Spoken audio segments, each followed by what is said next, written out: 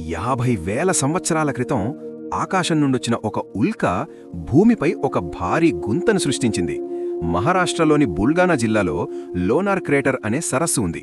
ఈ సరస్సు ఒక మీటియోరైట్ భూమిని తాకినప్పుడు ఏర్పడింది. ఈ సరస్సు లోతు దాదాపు 150 మీటర్లు. అత్యంత విచిత్రమైన విషయం ఏమిటంటే ఇక్కడ 2 రకాల నీరు ఉన్నాయి: సాధారణ నీరు మరియు ఉప్పు నీరు. ఒకే చోట ఇలా ఎందుకుందో ఇప్పటికీ పూర్తిగా తెలీదు. ఉదయం సూర్యోదయంలో ఈ సరస్సు రంగు మారుతుంది. కొన్నిసార్లు నీలం, కొన్నిసార్లు ఆకుపచ్చ, కొన్నిసార్లు గులాబీ. దీనికి కారణం అరుదైన బ్యాక్టీరియా మరియు ఆల్గే. ఈ సరస్సు చుట్టూ 14వ శతాబ్దానికి చెందిన పురాతన దేవాలయాలున్నాయి: కమల్జాదేవి టెంపుల్ మరియు దైత్యసూదన్ టెంపుల్. ఇంపాక్ట్ జరిగినప్పుడు టెంపరేచర్ 1700 డిగ్రీల కంటే ఎక్కువగా ఉంది.